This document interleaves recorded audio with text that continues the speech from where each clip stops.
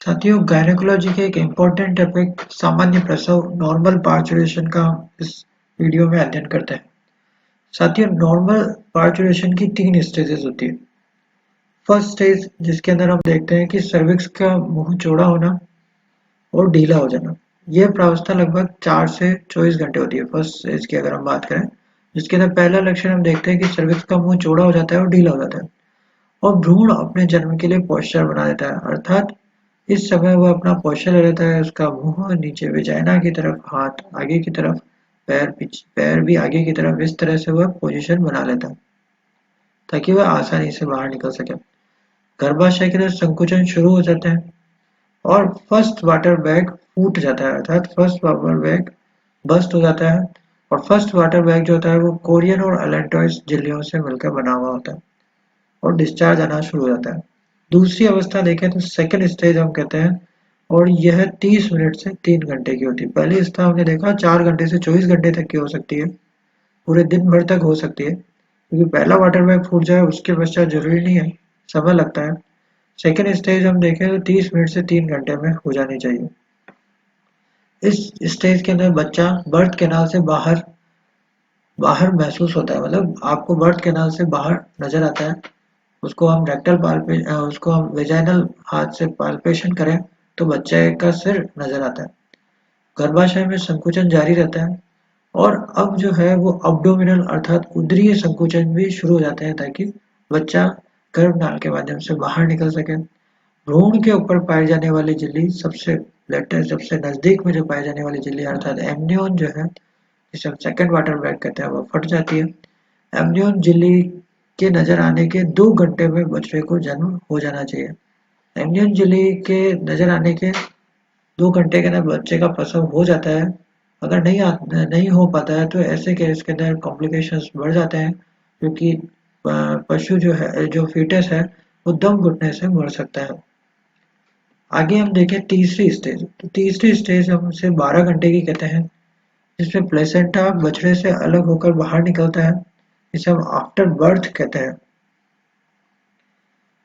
Placenta को हम पहले तो बछड़े से तो अलग कर ही देते हैं, फिर माता के जो भाग होता है उससे निकलकर ये बाहर निकलता है। अब ये प्लेसेंटा आफ्टर बर्थ कहलाता है। गर्भाशय में उदरीय संकुचन जारी रहता है और गर्भाशय के नहीं उदरीय संकुचन और गर्भाशय के संकुचनों से आफ्टर बर्थ बाहर निकल जाता है। सामान्य रूप से 12 घंटे के अंदर प्लेसेंटा का बाहर निकलना जरूरी होता है। अगर नहीं निकल पाता है तो ऐसी कंडीशन को हम रिटेंशन ऑफ प्लेसेंटा कहते हैं, जिसका अध्ययन हम बीमारियों के अंदर करेंगे, गायनेकोलॉजिकल डिसऑर्डर्स के अंदर हम आगे देखेंगे। अब हम कुछ टिप्स वन लाइन नोट्स देखते हैं कि प्रसव की थर्ड स्टेज तो इसे कहते हैं। फोर्थ स्टेज को हम इन्वोल्यूशन कहते हैं। इन्वोल्यूशन वह समय है जिसके अंदर गर्भाशय संकुचित हो जाता है और इन्वोल्यूशन का समय लगभग 25 से 30 दिन, 1 माह का होता है। आगे हम देखें सामान्य प्रसव को हम यूटोकिया कहते हैं, जबकि जो असामान्य या कष्टपूर्ण प्रसव को डिस्टोकिया कहा जाता है। इसका अध्ययन हम आगे करेंगे। गाय के अंडाशय की आकृति ओवॉइड या अंडाकार होती है। बहुत सारी किताबों में इसे बादाम नुमा भी लिखा है, इसलिए इससे कंफ्यूज ना हो। गाय भैंस के अंदर ओवॉइड आकृति या अंडाकार होती है, जबकि भेड़ बकरियों के अंदर ये बादाम नुमा तक पाई जाती है। सुअर के अंदर ये गुच्छे नुमा होती है, अंगूर के गुच्छे नुमा। और कैमल में भी अंडाशय अंगूर के गुच्छे के समान होती है, जबकि घोड़ी के अंदर जो है अंडाशय की आकृति किडनी शेप होती है। प्रसव के बाद 5-7 दिन तक एक द्रव स्रावित होता रहता है, जिसे हम लोचिया कहते हैं। इसके अंदर यह पीले लाल कलर का होता है और इसके अंदर ब्लड मिक्स होता है, जो इसके द्वारा गर्भाशय के अंदर स्थित जो सफाई होती रहती है, जिसे हम लोचिया कहते हैं। कुतिया के अंदर लोचिया का रंग लाल रेडिश कलर का होता है। नर में निषेचन में असमर्थता कर पाना, नर निषेचन नहीं कर पाए तो इसे हम इपोन्शिया इम्पोटेंशिया जेरेंडाई कहते हैं। इसी तरह से हम देखें फर्टिलाइजेशन ओविडक्ट के एम्पुला भाग के अंदर होता है। साथियों, एक इम्पोर्टेंट टॉपिक इसी के साथ हम अध्ययन कर लेते हैं, एग्जामिनेशन ऑफ वुल और selection of wool for AI purpose. तो इसके लिए हम देखते हैं कि रिकॉर्ड किस तरह से हम वुल का एग्जामिनेशन करें, किस तरह से सांड का चयन किया जाए ताकि वो एआई के लिए सूटेबल रहे। तो इसके लिए सबसे पहले हम रिकॉर्ड के आधार पर देखते हैं, तो वंशागति के आधार पर एवं रिश्तेदारों के आधार पर सांड की मां का, सांड की संतति का दूध, सांड की बहन का दूध इत्यादि का निर्धारण किया जाता है। अर्थात उसके जो पूर्वज है उनका अध्ययन, उसके कोलैटरल रिलेटिव अर्थात जो उसके कजिन्स है उनका अध्ययन और इसी के साथ उनके बच्चों का अध्ययन किया जाता है, जिसे हम प्रोजेनी टेस्टिंग कहते हैं। रिकॉर्ड की अनुपलब्धता होने पर सांड की मात्रा का उच्चतम दूध की मात्रा ले जाता है, मतलब सांड की स्वयं का जो उच्चतम दूध की मात्रा है उसे हम रिकॉर्ड में लेते हैं।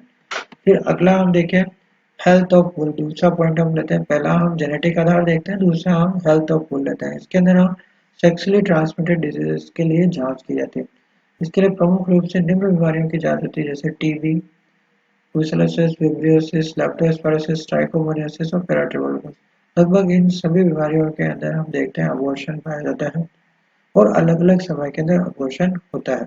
साथियों, मेडिसिन के अंदर हम पुनः इन बीमारियों की चर्चा करेंगे। आगे हम देखते हैं एंड्रोलॉजिकल एग्जामिनेशन अर्थात नर जनन तंत्र का परीक्षण।